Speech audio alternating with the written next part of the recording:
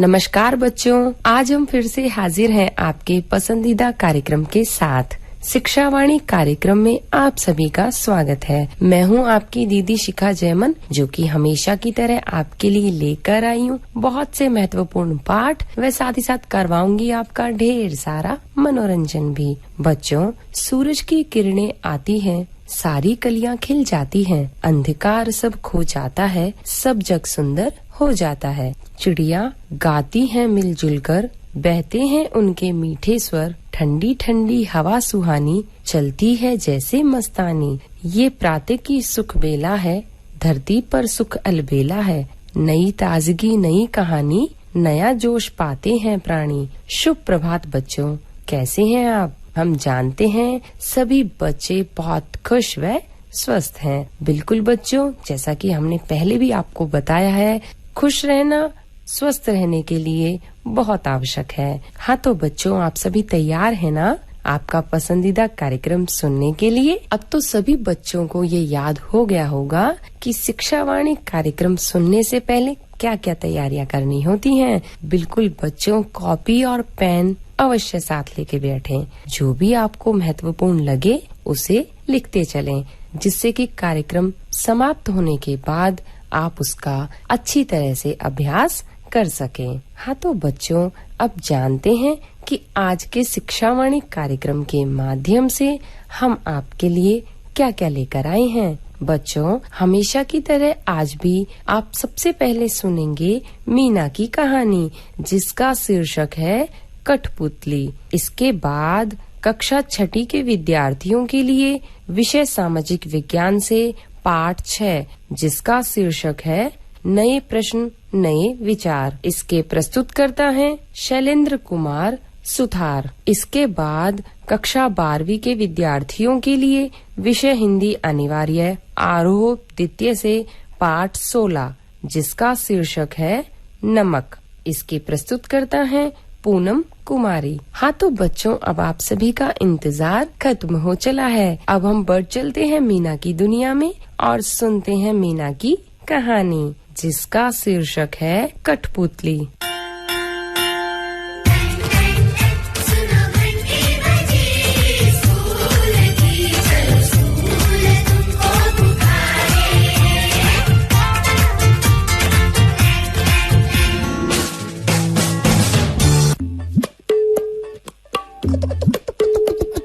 मीना ने है झटपट सीखे पढ़ने के चटपट तरीके, हो पहेली जो सुलझानी मीना पे है उसकी चाबी। पढ़ो पढ़ाओ और खेलो खाओ, सरल करे ये सबका जीना, चतुर चपल है अपनी मीना। अंग्रेजी या ताता भिन्ना हो, पहाड़े या हो गिनना, कैसे भी हो कठिन सवाल मीना कर दे सब खुशहाल। पढ़ो पढ़ाओ और खेलो खाओ, सरल करे ये सबका जीना, चतुर चपल है अपनी मीना।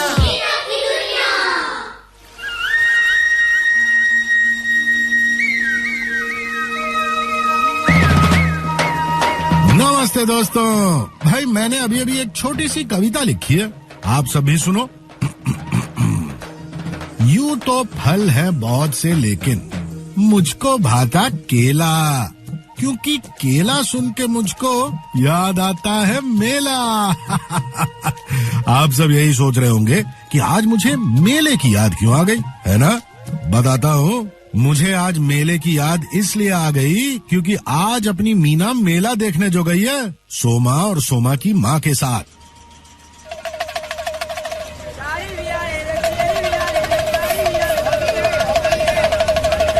सोमा, मीना, जल्दी से इधर आओ। क्या हुआ माँ? वो वहाँ देखो, कठपुतली का खेल। चाची जी चलिए ना, कठपुतली का खेल देखते हैं। हाँ हाँ माँ, चलो ना। तभी तो तुम्हें बुलाया है मैंने, चलो। आइए आइए आइए, देखिए कठपुतली का खेल, आइए आइए आइए। मीना, सोमा, आओ यहाँ बैठते हैं। यहाँ से कठपुतलियाँ साफ साफ नजर आएंगी। नजर आएंगी, खेल दिखाएंगी। भाइयों बहनों और प्यारे बच्चों, अब शुरू होने जा रहा है कठपुतलियों का खेल, लेकिन उससे पहले जोरदार तालियां। सोमा, वो देखो, मंच पे 2 कठपुतलियां नजर आ रही हैं। हाँ मीना, एक ने लाल रंग का घाघरा पहना हुआ है और दूसरी ने हरा।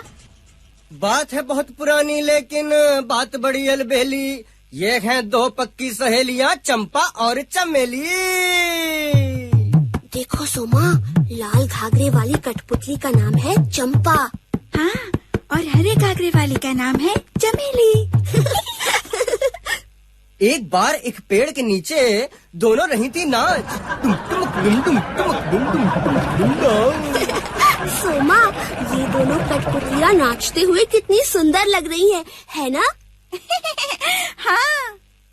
तो चंपा और चमेली एक बार एक पेड़ के नीचे दोनों रही थी नाच। तभी पेड़ से गिरे संतरे, वो भी पूरे 5। दिन तक दा। चंपा, तुम 2 संतरे रख लो, 3 मैं रख लेती हूँ। क्यों चमेली, तुम 2 संतरे लो, मैं 3 लूंगी। मैं 3 लूंगी। मैं 3 लूंगी।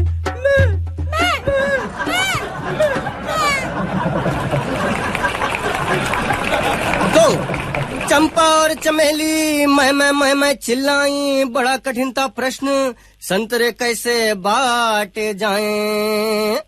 तभी अचानक उनको सूझा बढ़िया एक उपाय। क्यों ना 5 संतरों का रस निकाला जाए।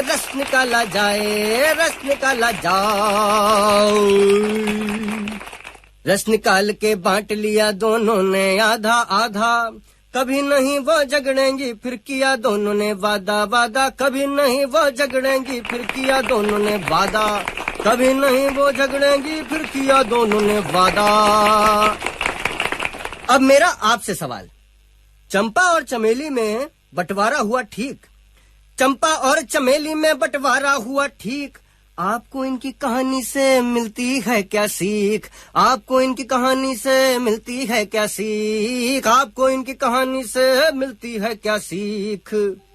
हमें इस कहानी से ये सीख मिलती है कि हमें आपस में झगड़ना नहीं चाहिए। शाबाश बिटिया, क्या नाम है तुम्हारा? जी मीना। मीना बेटी, इस कहानी से हमें एक और सीख भी मिलती है, और वो ये कि किसी भी समस्या का अगर रचनात्मक हल सोचा जाए तो वो समस्या दूर हो सकती है। इसी बात पे सब बजाओ ताली। सोमा, कितना अच्छा होता ना अगर हमें भी कठपुतलियों का खेल दिखाना आता। हाँ मीना, काश हमें कोई सिखा सकता। मैं तुम्हें सिखा सकता हूँ। आप? हाँ, मैंने तुम दोनों की बात सुनी, मैं सिखाऊंगा तुम्हें। भाई साहब, आप तो शायद किसी दूसरे गांव से हैं ना, और ये मेला तो 4 दिन में खत्म हो जाएगा, फिर आप इन्हें कैसे? बहन जी, कठपुतली का खेल सीखने में ज्यादा से ज्यादा 4 घंटे का समय लगता है। आप इन दोनों बच्चियों को किसी भी दिन दोपहर के समय ले आइएगा, मैं इन्हें सिखा दूंगा। सोमा, मीना, आज सोमवार है, ये मेला शुक्रवार तक चलेगा। क्यों ना मैं शुक्रवार को तुम्हें यहाँ ले आऊँ। और चाची जी, शनिवार को हमारे स्कूल में खेल दिवस है, जिसकी तैयारियाँ कल से शुरू होंगी। हाँ माँ, और खेल दिवस की तैयारियों के चलते हम किसी भी दिन 4 घंटे का समय एक साथ नहीं निकाल पाएंगे। देख लो बच्चों, अगर तुम शुक्रवार तक किसी भी दिन 4 घंटे का समय निकाल सको तो मुझे तुम्हें सिखाने में कोई एतराज नहीं है। भाई साहब, मैं वादा तो नहीं करती, लेकिन अगर संभव हुआ तो मैं इन दोनों को लेके आपके पास जरूर आऊंगी। सोमा की माँ सोमा और मीना को लेके वापस चली गईं। मीना और सोमा बहुत उदास थीं, क्योंकि वो दोनों कठपुतली का खेल सीखना चाहती थीं, लेकिन समस्या थी समय का अभाव। घर पहुँच के मीना ने अपने माँ और बाबा को सारी बात बताई, जिसे सुन के मीना के बाबा बोले, मीना बेटी, मुझे पूरा यकीन है कि तुम इस समस्या का कोई न कोई रचनात्मक हल जरूर सोच लोगी। उस रात नींद में मीना के कानों में उस कठपुतली वाले के शब्द गूंजते रहे। किसी भी समस्या का अगर रचनात्मक हल सोचा जाए तो वो समस्या दूर हो सकती है। इसी बात पे सब बजाओ ताली।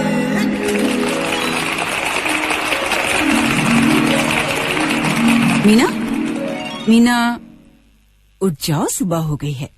तुम्हें खेल दिवस की तैयारी करने जाना है ना?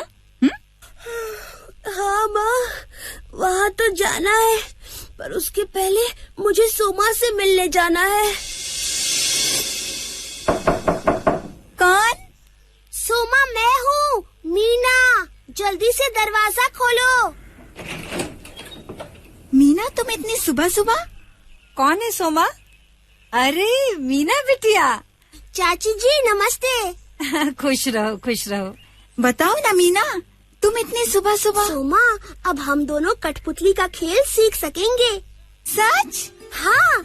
लेकिन कैसे? चंपा और चमेली वाली कहानी याद है ना? उस कहानी से हमें सीख मिली थी कि किसी भी समस्या का अगर रचनात्मक हल सोचा जाए तो वो समस्या दूर हो सकती है। मैं कुछ समझी नहीं मीना बेटी। चाची जी, सोमा और मैं शुक्रवार तक किसी भी दिन 4 घंटे नहीं निकाल सकते, लेकिन हम अगले 4 दिनों में रोज 1-1 घंटा तो निकाल ही सकते हैं, है ना? अरे हाँ, शाबाश मीना बेटी, तुमने इस समस्या को एक सरल लेकिन रचनात्मक ढंग से हल किया। मैं आज से अगले 4 दिन तक तुम दोनों को रोज कठपुतली वाले भाई साहब के पास ले जाऊंगी, ताकि तुम दोनों कठपुतली का खेल सीख सके। और फिर अगले 4 दिन तक सोमा और मीना ने कठपुतली का खेल सीखा। मीना, सोमा, अब तुम्हें कठपुतलियाँ बनाना और उन्हें चलाना अच्छी तरह से आ गया है।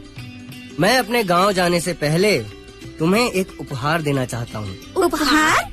हाँ, ये कठपुतलियाँ चंपा और चमेली। चंपा और चमेली, मीना खुश और खुश उसकी सहेली। देखा दोस्तों, बातों बातों में सिखा गई ना पते की बात अपनी मीना। आप सभी हमेशा याद रखना, समस्या छोटी हो या बड़ी, अगर रचनात्मक तरीके से उसका हल ढूंढा जाए तो वो समस्या फुर्र हो जाती है।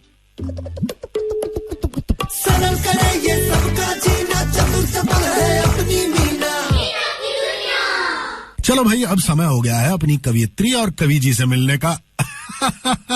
मेरा मतलब मीना और मिट्ठू की नई कविता सुनने का।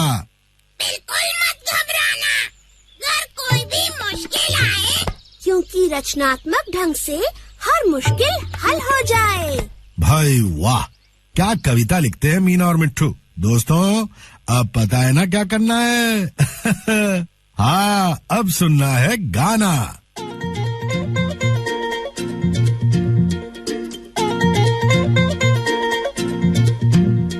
घबरा नहीं मुश्किल से,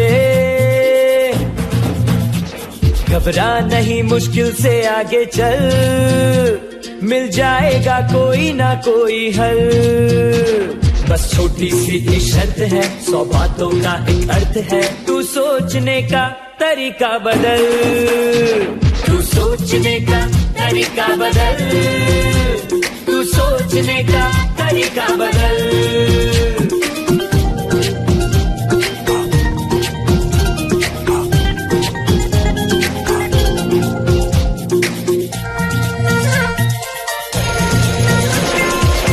उलझन नहीं सुलझती अपने आप, कुछ भी ना होगा बैठ जो चुपचाप। क्या दिक्कत है दोस्तों से बोल दे, दिमाग की सभी खिड़कियां खोल दे। छक्के छूटे मुश्किल के जब सोचे सारे मिलके, सुन के मन की बातें किससे सुन के हर दिल के, मुश्किल की बत्ती कर दे गुल। घबरा नहीं मुश्किल से, घबरा नहीं मुश्किल से आगे चल, मिल जाएगा कोई ना कोई हल। बस छोटी सी शर्त है, 100 बातों का एक अर्थ है, तू सोचने का तरीका बदल, तू सोचने का तरीका बदल, तू सोचने का तरीका बदल, तू सोचने का तरीका बदल, तू सोचने का तरीका बदल। आहा, क्या गाना था। वैसे मेरी आवाज भी बुरी नहीं है ना? वाह दोस्तों, आपने तो मुझे खुश कर दिया। चलो इसी खुशी में खेलते हैं एक खेल, मीना की क्लास में चल के। बच्चों, आज हम खेलेंगे नाम अनेक अक्षर एक। हाँ, मैं एक अक्षर बोलूंगी और तुम्हें उस अक्षर से किसी व्यक्ति, वस्तु, जानवर और जगह का नाम बताना है। ठीक है, तो शुरू करें आज का खेल। आज का अक्षर है ल। सबसे पहले बताओ ल से किसी मशहूर व्यक्ति का नाम। लिएंडर पेस। शाबाश मीना। और लिएंडर पेस कौन है? भारत के मशहूर टेनिस खिलाड़ी। हाँ, चलो बच्चों, अब ल से किसी वस्तु का नाम बताओ। लालटेन। बिल्कुल ठीक सोमा। अब ल से एक जानवर का नाम कौन बताएगा?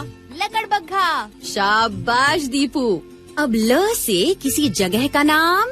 लद्दाख। हाँ, और लद्दाख भारत के किस राज्य में है? जम्मू और कश्मीर में। शाबाश।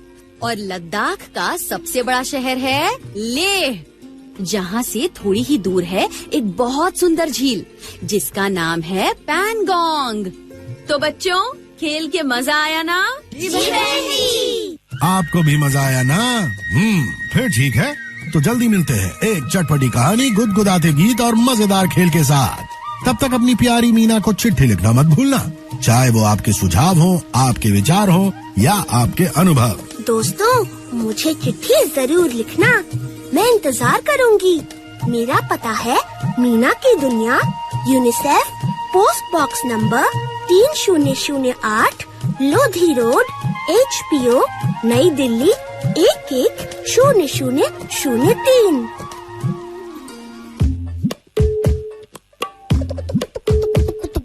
पढ़ो पढ़ाओ सरल करे ये सबका जीना, चतुर चपल है अपनी मीना।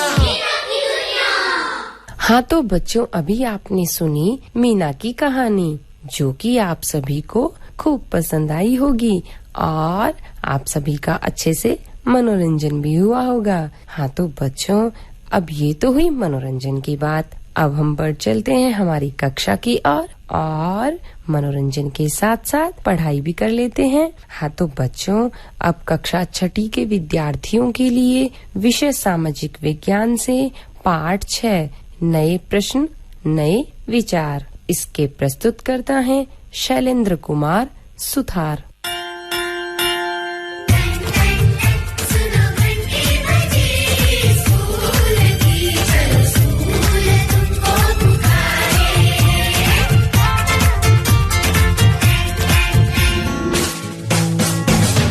प्यारे बच्चों, नमस्कार। आप जानते हैं कि हमारे देश में विभिन्न धर्मों के लोग रहते हैं। हिंदू धर्म, बौद्ध धर्म, जैन धर्म, ईसाई धर्म आदि। तो इसमें से आज हम बौद्ध धर्म, जैन धर्म के बारे में अध्ययन करेंगे। बौद्ध धर्म के संस्थापक सिद्धार्थ थे, जिन्हें गौतम के नाम से भी जाना जाता है। गौतम बुद्ध का जन्म लगभग 2500 साल पहले 563 ईसा पूर्व में हुआ था। उनका जन्म लुम्बिनी, नेपाल में हुआ था। उस समय लोगों के जीवन में तेजी से परिवर्तन यानी बदलाव हो रहे थे और महाजनपदों के कुछ राजा उस समय बहुत शक्तिशाली हो गए थे। हजारों सालों के बाद फिर से नगर उभर रहे थे। गांवों के जीवन में भी बदलाव आ रहा था। बहुत से विचारक इन परिवर्तनों को समझने का प्रयास कर रहे थे। वे जीवन के सच्चे अर्थ को भी जानना चाह रहे थे। गौतम बुद्ध क्षत्रिय थे तथा शाक्य नामक एक छोटे से गण से संबंधित थे। उनके पिता राजा सुद्धोधन थे और माँ का नाम माया देवी था।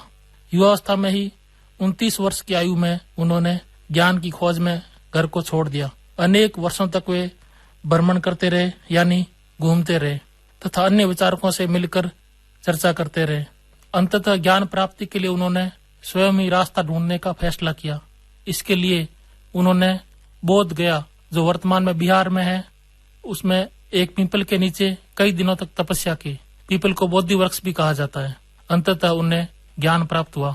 इसके बाद से वे बुद्ध के रूप में जाने गए। यहाँ से बुद्ध वाराणसी के पास में स्थित सारनाथ, जो वर्तमान में उत्तर प्रदेश में है, वहाँ गए, जहाँ उन्होंने पहली बार उपदेश दिया।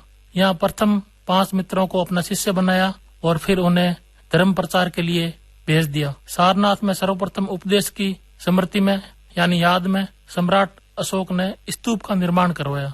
सम्राट अशोक के समय में यहाँ बहुत से निर्माण कार्य हुए। सिंहों की मूर्ति वाला भारत का राज चिन्ह सारनाथ के अशोक के स्तंभ के शीर्ष से ही लिया गया है। यहाँ का दमेक स्तूप सारनाथ की प्राचीनता का आज भी बोध कराता है। स्तूप एक गोल टीले के आकार की संरचना है जिसका निर्माण ईंट और मिट्टी से हुआ। इसका प्रयोग पवित्र बौद्ध अवशेषों को रखने के लिए किया जाता है। माना जाता है कि यह कभी बौद्ध प्रार्थना स्थल होते थे। मौर्य शासक अशोक के काल में अनेक स्तूपों का निर्माण कार्य करवाया गया। बुद्ध ने शिक्षा दी कि यह जीवन कष्टों और दुखों से भरा हुआ है और ऐसा हमारी इच्छा और लालसाओं के कारण होता है।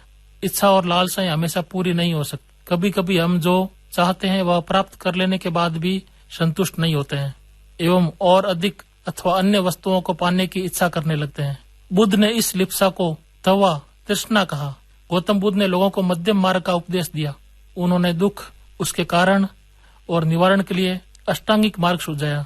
उन्होंने अहिंसा पर बहुत जोर दिया है। उन्होंने यज्ञ और पशु बलि की भी निंदा की। गौतम बुद्ध ने लोगों को दयालु होने तथा मनुष्यों के साथ साथ जानवरों के जीवन का भी आदर करने की शिक्षा दी।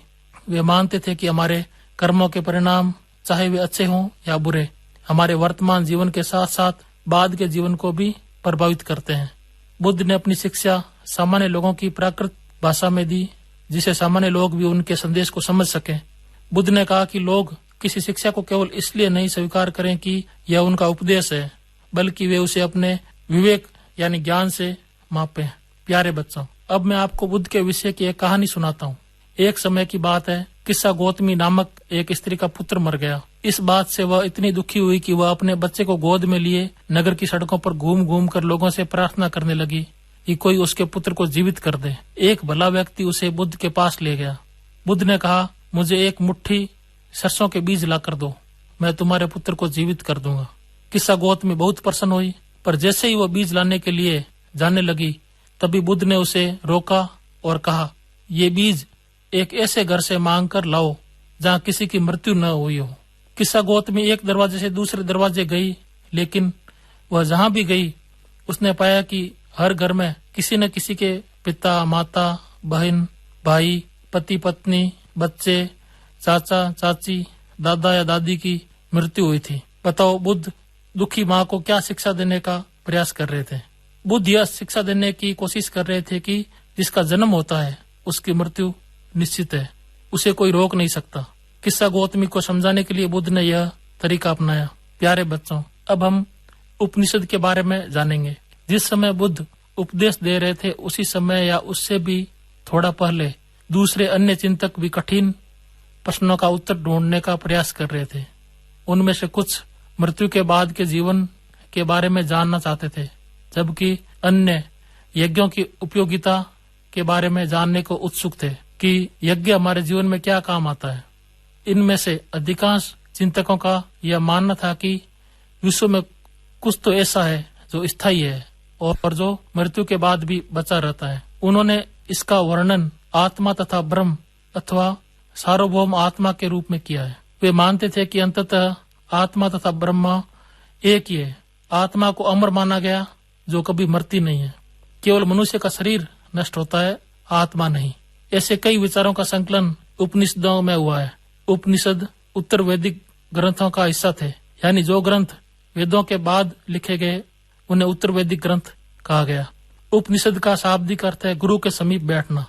इन ग्रंथों में अध्यापकों और विद्यार्थियों के बीच बातचीत का संकलन किया गया है। प्राय विचार सामान्य वार्तालाप यानी बातचीत के रूप में प्रस्तुत किए गए हैं। इन चर्चाओं में भाग लेने वाले अधिकांशतः पुरुष, ब्राह्मण तथा राजा होते थे।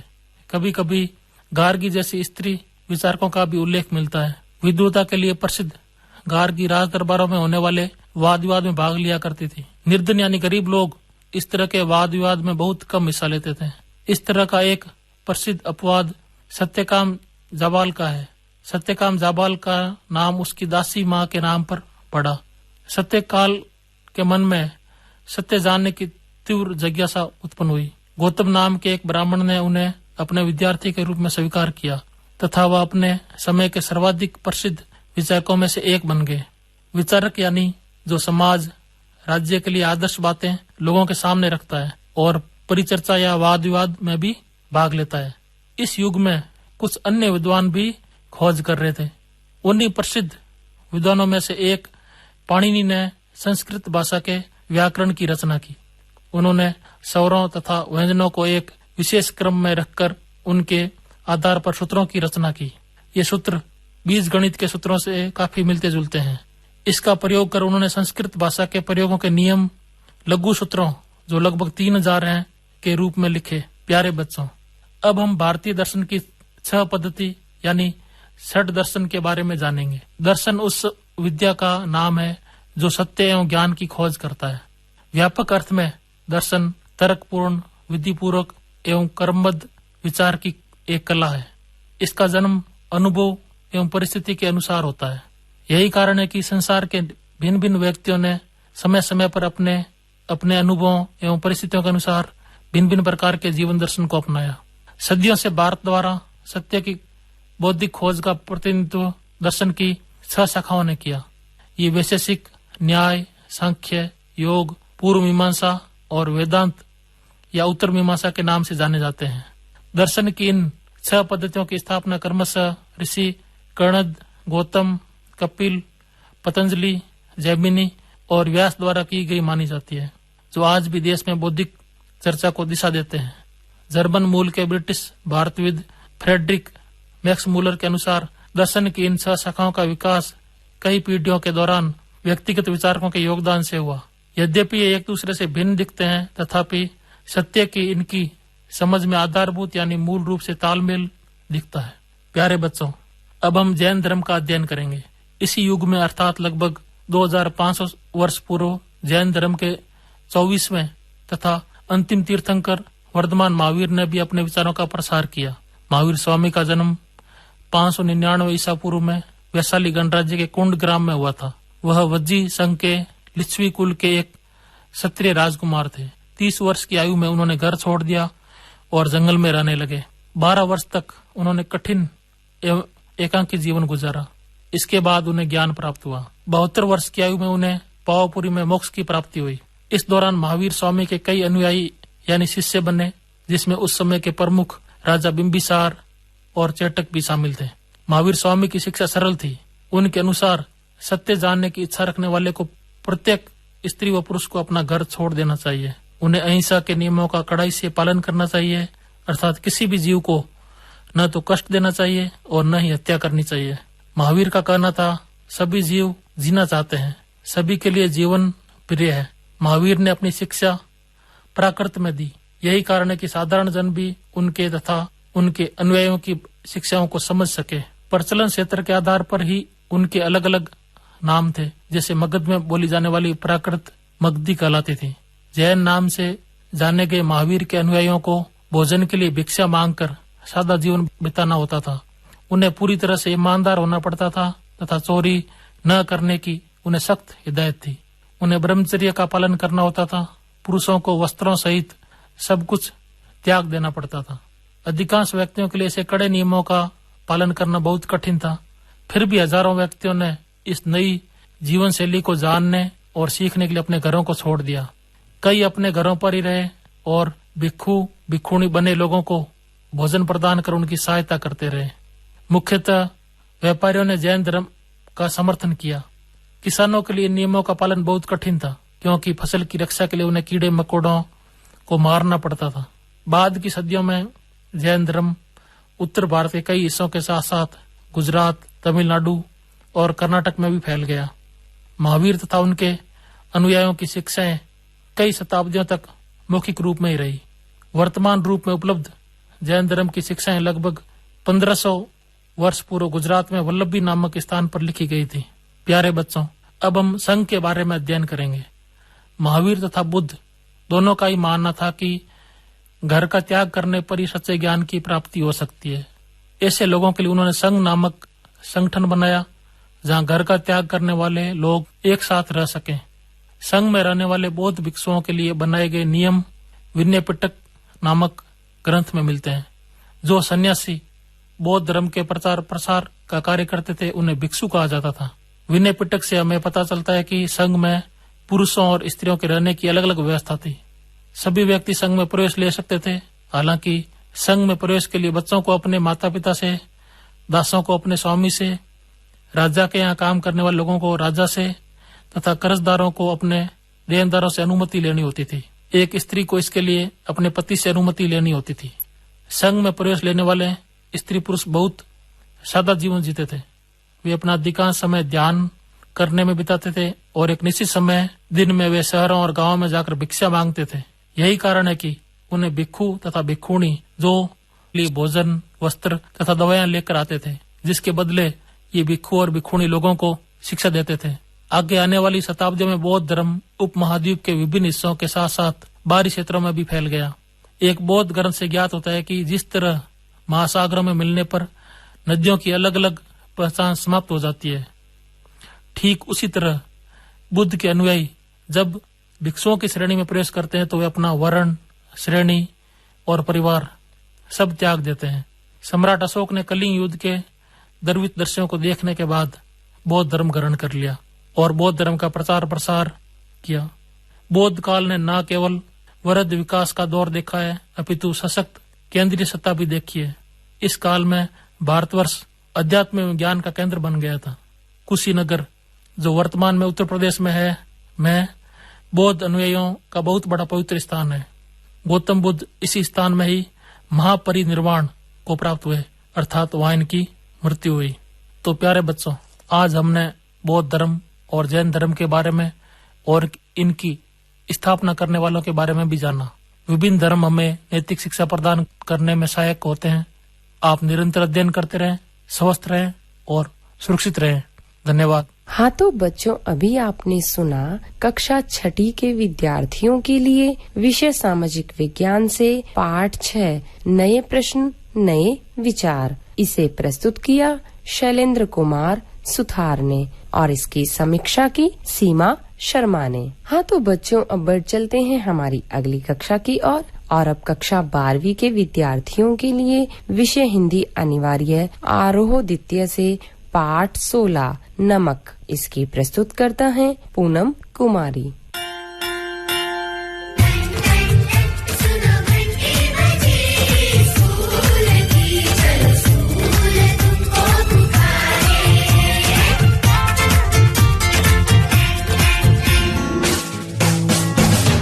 प्यारे विद्यार्थियों, सभी को नमस्कार। बच्चों, वैश्विक स्तर पर जो कोरोना रूपी काल रात्रि के बादल छाए हुए थे, वे अब धीरे धीरे छटने लगे हैं। जीवन रूपी आंगन में आशा और खुशियों की पौध खिलने लगे हैं। हमारा दैनिक जीवन पूर्व की भांति अपने कर्म क्षेत्र में आगे बढ़ने लगा है। मैं कामना करती कोरोना महामारी के इस दौर में आप व आपका परिवार पूर्णतः स्वस्थ व सुरक्षित है। प्रिय छात्रों, संस्कृत का एक श्लोक जो आपने अवश्य ही पढ़ा और सुना होगा, जननी जन्म भूमिश्च स्वर्गादपि गरीयसी, अर्थात माँ व मातृभूमि हमें स्वर्ग से भी प्यारी लगती हैं अथवा महान होती हैं। तो बच्चों, आज इसी प्रसंग में हम रजिया सज्जाद जहीर, जो मूलतः उर्दू की लेखिका है, द्वारा रचित नमक कहानी पढ़ेंगे, जो हमें मातृभूमि प्रेम का अद्वितीय उदाहरण या जीवन दस्तावेज हमारे सामने प्रस्तुत करेंगे। यह कहानी कक्षा 12 हिंदी अनिवार्य की आरोह पाठ्य पुस्तक से ली गई है। बच्चों, आरोह का अर्थ ही ऊपर की ओर बढ़ना होता है, अर्थात इस पाठ में हमें जो नैतिक मूल्य हमें मिलेंगे वो हमें अपने जीवन में आगे बढ़ने के लिए हमेशा प्रेरित करने वाले होंगे। इसके साथ ही आज हम अभी रचनाकार परिचय अर्थात अपनी लेखिका परिचय पढ़ेंगे। लेखिका का नाम है रजिया सज्जाद जहीर, जिनका जन्म 15 फरवरी 1917 अजमेर राजस्थान में हुआ। इनकी प्रमुख रचनाएं जर्द गुलाब, जो उर्दू कहानी संग्रह है। इनको अपनी रचनाओं के कारण अनेक सम्मान भी मिले हैं, जैसे सोवियत भूमि नेहरू पुरस्कार, उर्दू अकादमी, अखिल भारतीय लेखिका संघ आदि।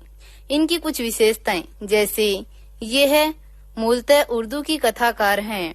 भाषा इनकी सहज और सरल है। सामाजिक यथार्थ व मानवीय गुणों का सहज सामंजस्य इनके लेखन की प्रमुख विशेषता है। अब आगे हम पाठ को विकसित करते हुए परिचय पढ़ेंगे। रजिया सज्जाद जहीर की नमक कहानी भारत पाक विभाजन के बाद सरहद के दोनों तरफ के विस्थापित पुनर्वासित जनों के दिलों को टटोलती एक मार्मिक कहानी है। बच्चों, इसमें दो शब्द आए हैं, एक विस्थापित और दूसरा है पुनर्वासित, जिनका अर्थ है विस्थापित होने का अर्थ है विभाजन के बाद कुछ लोग जो भारत में रह रहे थे वो पाकिस्तान में चले गए और जो पाकिस्तान में रह रहे थे वो भारत में आ गए।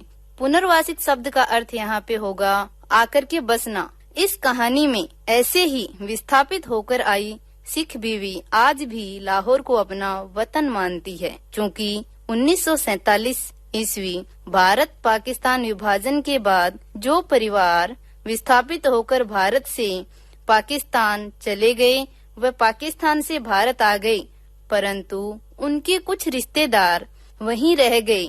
जरूरत पड़ने पर एक दूसरे की तरफ आते जाते रहते हैं। इसी प्रकार सफिया, जो इस कहानी की नायिका है, अपने परिवार से मिलने पाकिस्तान जा रही है। वह रास्ते में अमृतसर ठहरती है, जहां उनकी भेंट सिख बीवी, जो आज भी लाहौर को अपना वतन मानती है, से होती है।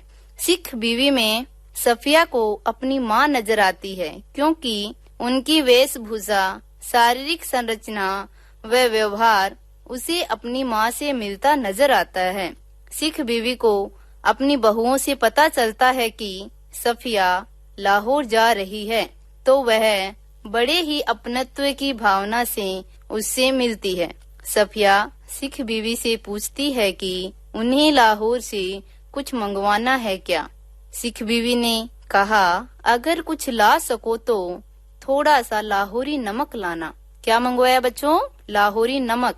इसका कारण है, जैसे हम अपने देश से जुड़े हुए होते हैं, अपनी मातृभूमि से जुड़े हुए होते हैं, तो हमें वहाँ की मिट्टी, नमक, इनकी जो खुशबू या कहें स्वाद, वो हमें बहुत ही रुचता है और हम चाहते हैं कि हमें वो मिलता रहे। इस कारण सफिया को सिख बीवी लाहौरी नमक मंगवाती है। देखते हैं कहानी में। उन सिख बीवी को देखकर सफिया हैरान रह गई थी। किस कदर वह उसकी माँ से मिलती थी। वही भारी भरकम जिस्म, छोटी छोटी चमकदार आँखें, जिनमें नेकी, मुहब्बत व रहीम दिली की रोशनी जगमगाया करती थी। चेहरा जैसे कोई खुली हुई किताब, वैसा ही बारीक मलमल का दुपट्टा जैसा उनकी अम्मा मुहर्रम में ओढ़ा करती थी। जब सफिया ने कई बार उनकी तरफ मोहब्बत से देखा तो उन्होंने भी उनके बारे में घर की बहू से पूछा।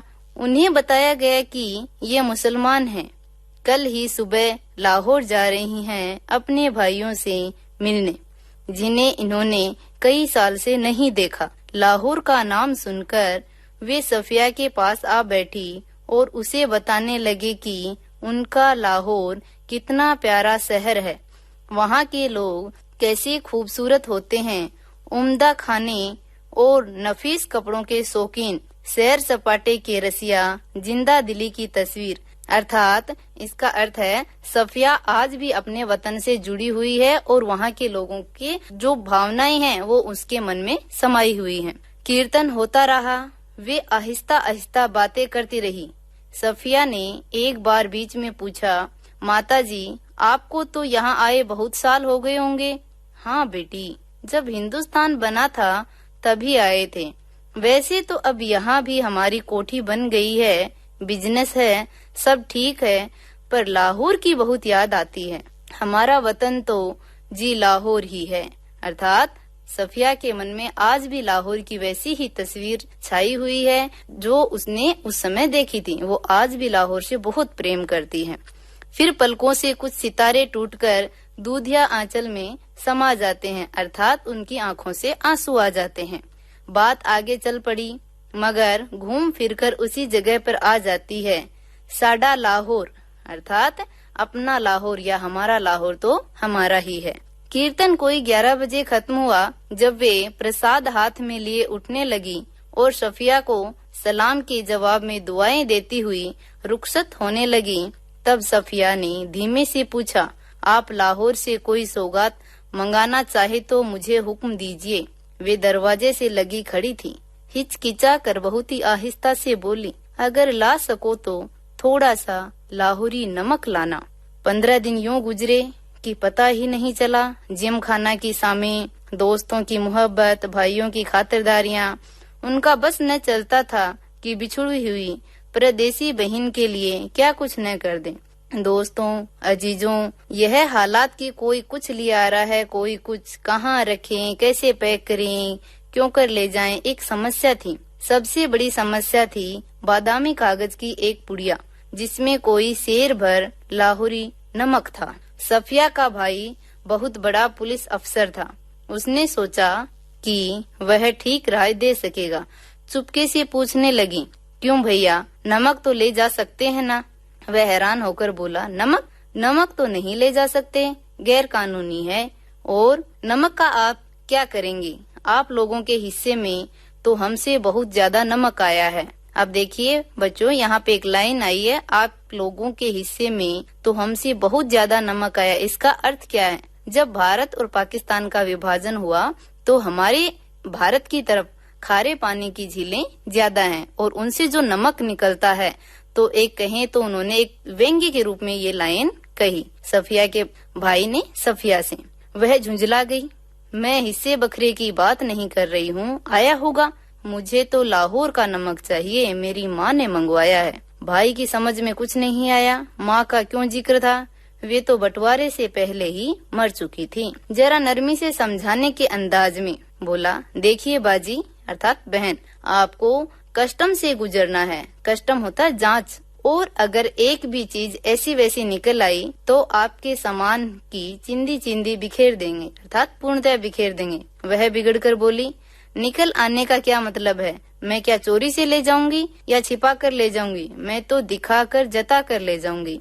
भाई, यह तो आप बहुत गलत बात करेंगी। कानून, अरे फिर वही कानून कहे जाते हो। क्या सब कानून हुकूमत के ही होते हैं? कुछ मोहब्बत, मुरोवत, आदमियत, इंसानियत के नहीं होते? मोहब्बत अर्थात प्रेम, मुरोवत यानी मानवता। तो कह रहे हैं कि क्या कानून में हमेशा कड़ापनी होता है? क्या उनमें कभी मानवता नहीं होती? आखिर कस्टम वाले भी, कस्टम वाले यानी जांच अधिकारी, इंसान ही होते हैं, कोई मशीन तो नहीं। हाँ, वे मशीन नहीं होते, पर मैं आपको यकीन दिलाता हूँ वे शायर भी नहीं होते। उनको तो अपनी ड्यूटी करनी होती है। अरे बाबा, मैं कब कह रही हूँ वे ड्यूटी ना करें। एक तोहफा है, वह भी चंद पैसों का, शौक से देख ले कोई, सोना चांदी या स्मगल की चीज नहीं है, अर्थात कोई गैर कानूनी चीज नहीं है। ब्लैक मार्केट का माल भी नहीं है, अर्थात कोई काला बाजारी का माल भी नहीं है मेरे पास में। तो अब आपसे कौन बहस करे? आप अदीब ठहरी, अर्थात साहित्यकार। अदीब का अर्थ होता है साहित्यकार। और सभी अदीबों का दिमाग थोड़ा सा जरूर ही घुमा हुआ होता है। वैसे मैं आपको बताए देता हूँ कि आप ले जा नहीं पाएंगी और बदनामी मुफ्त में हम सब की भी होगी। आखिर आप कस्टम वालों को कितना जानती हैं? उसने गुस्से से जवाब दिया, कस्टम वालों को जाने न जाने, पर हम इंसानों को थोड़ा सा जरूर जानते हैं। और रही दिमाग की बात, सो अगर सभी लोगों का दिमाग हम अदीबों की तरह घुमा हुआ होता तो यह दुनिया कुछ बेहतर ही जगह हो जाती भैया। अगले रोज उसे रवाना होना था, इसलिए उसे सारी पैकिंग रात को ही करनी थी। कमरे का दरवाजा अंदर से बंद कर वह सामान बांधने लगी। सभी चीजें सिमटकर सूटकेस में चली गई। सिर्फ 2 ही चीजें रह गई। एक वह छोटी सी टोकरी जिसमें किन्नू रखे थे। किन्नू होते हैं बेटा संतरे और माल्टे को मिलाकर जो किस्म बनती है वह किन्नू कहलाती है, जो संतरे की तरह ही रंगीन व मीठा होता है। और दूसरा क्या रह गया? वह नमक की पुड़िया जो उसे ले जानी थी अपनी माँ जैसी सफिया बीवी के लिए। प्यारे बच्चों, अब तक सफिया का गुस्सा उतर चुका था। भावना के स्थान पर अब बुद्धि ने धीरे धीरे हावी होना शुरू किया। अब वह सोच रही है कि नमक की पुड़िया ले तो जानी है, पर कैसे? उसने किन्नू कालीन पर उलट दिए, टोकरी खाली की और नमक की पुड़िया उठाकर टोकरी की तह में रख दी। फिर वह किन्नुओं को एक एक करके टोकरी में रखने लगी। जिससे नमक की पुड़िया एकदम छुप गई। टोकरी को उठाकर सिरहाने रखा और लेटकर दोहर ओढ़ ली। दोहर होती है चादर, चादर ओढ़कर सो गई। रात को तकरीबन 1:30 बजे थे।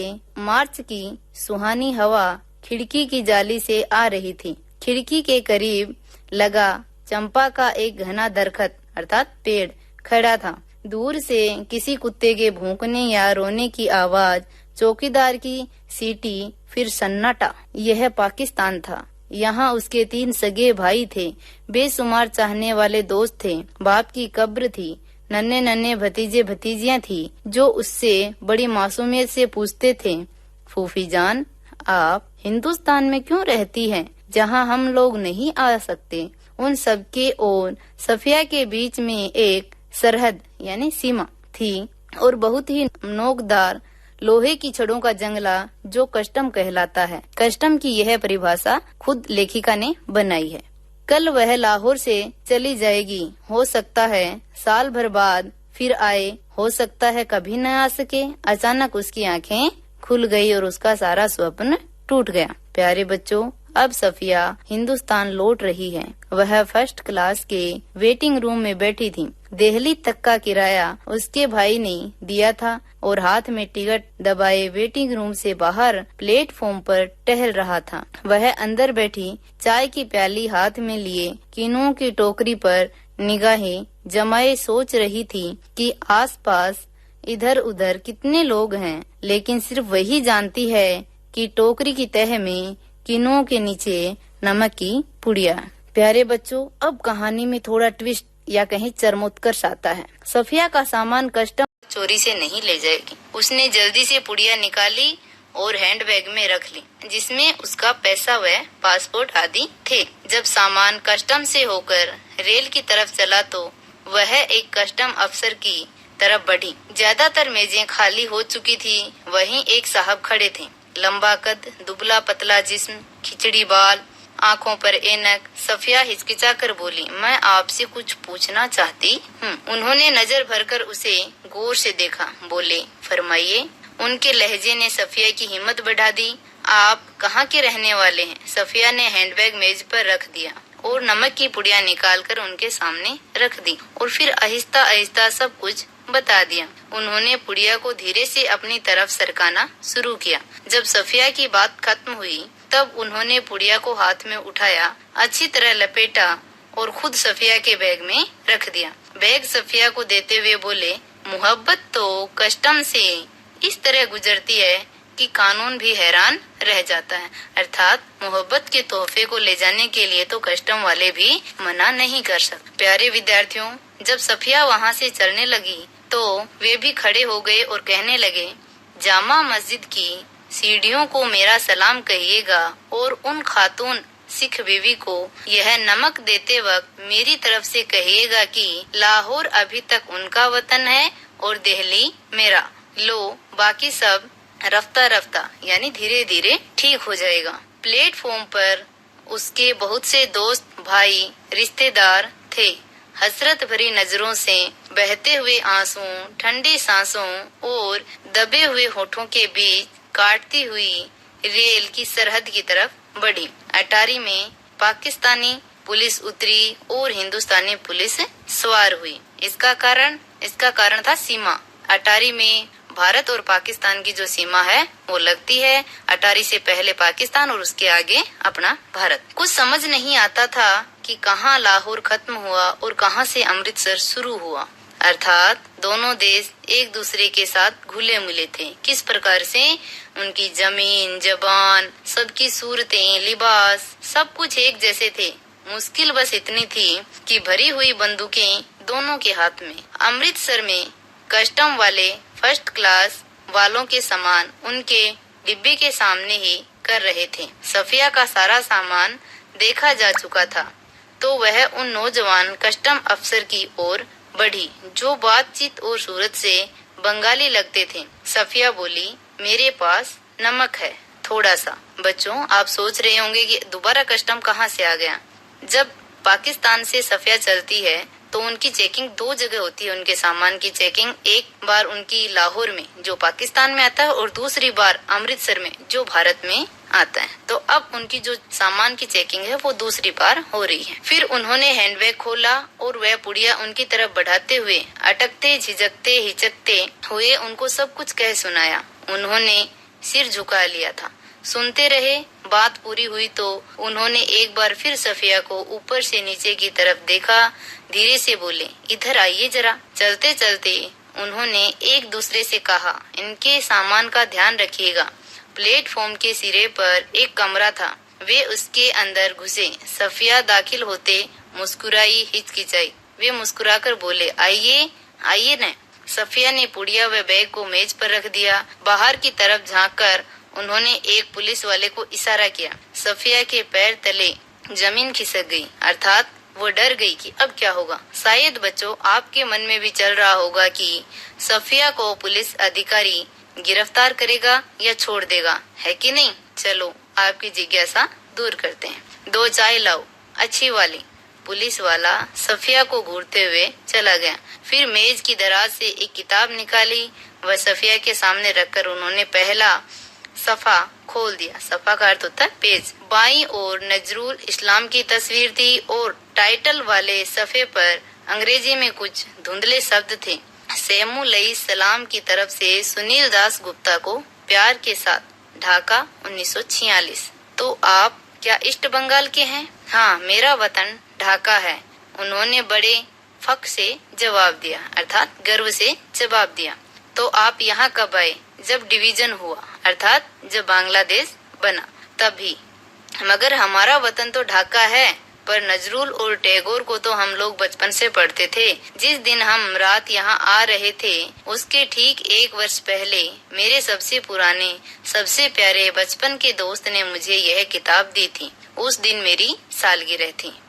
उन्होंने चाय की प्याली सफिया की तरफ खिसकाई और खुद एक बड़ा सा घूंट भरकर बोले, वैसे तो डाब कलकत्ता में भी होता है। डाब का अर्थ होता है कच्चा नारियल, जैसे नमक यहाँ भी होता है, पर हमारे यहाँ के डाब की बात ही क्या। हमारी जमीन, हमारे पानी का मजा ही कुछ और है। कहने का मतलब है वो कस्टम अधिकारी भी आज अपने बंगाल, अपने ढाका को बहुत याद करता है, बहुत ज्यादा उससे उसका लगाव है। उठते वक्त उन्होंने पुड़िया सफिया के बैग में रख दी और खुद उस बैग को उठाकर आगे चलने लगे। सफिया भी उनके पीछे चलने लगी। जब सफिया अमृतसर के पुल पर चढ़ रही थी तब पुल की सबसे निचली सीढ़ी के पास वे सिर झुकाए चुपचाप खड़े थे। सफिया सोचती जा रही थी, किसका वतन कहाँ है, वह जो कस्टम के इस तरफ है या उस तरफ। तो बच्चों, यह हुई अपनी कहानी आज की। अब हम इस कहानी का निष्कर्ष देखते हैं। जैसा कि आपने पढ़ा, यह एक मार्मिक कहानी है जिसमें सिख बीवी, पाकिस्तानी कस्टम अधिकारी व भारतीय कस्टम अधिकारी और सफिया के द्वारा भारत व पाकिस्तान में रहने वाले लोगों को अपने वतन के प्रति भावनाओं व संवेदनाओं को उभारा गया है। इसमें दिखाया गया है कि किस प्रकार से किसी सुदूर देश में बसने पर भी व्यक्ति अपने वतन से इस कदर जुड़ा होता है कि उसकी छोटी से छोटी वस्तु भी अपार स्नेह देने वाली या प्रेम देने वाली होती है। अतः हम कह सकते हैं, पाठ के शुरू में हमने जो कहा था वह पंक्ति जननी जन्म भूमि च स्वर्गादपि गरियसी को पूर्णतः चरितार्थ करती है। अंत में एक बार पुनः जन्म भूमि को नमन करते हुए, वह पुण्य भूमि मेरी, वह स्वर्ण भूमि मेरी, वह जन्म भूमि मेरी, वह मातृभूमि मेरी, पाठ का समापन करते हैं। धन्यवाद छात्रों। बच्चों, अभी आपने सुना कक्षा 12वीं के विद्यार्थियों के लिए विषय हिंदी अनिवार्य आरोह द्वितीय से पाठ 16 नमक। इसे प्रस्तुत किया पूनम कुमारी ने और इसकी समीक्षा की रेणु वर्मा ने। हाँ तो बच्चों, आज के शिक्षावाणी कार्यक्रम में शिक्षकों के माध्यम से जो भी आपको पढ़ाया गया, आशा करती हूँ कि आपको अच्छे से समझ में आया होगा और कार्यक्रम समाप्त होने के बाद आप उसका अभ्यास अवश्य करेंगे। हाँ तो बच्चों, अब समय हो चला है आपसे विदा लेने का। अपनी दीदी शिखा जयमन को दीजिए इजाजत। कल फिर मिलते हैं बहुत से महत्वपूर्ण पाठ व ढेर सारे मनोरंजन के साथ। बाय बाय बच्चों।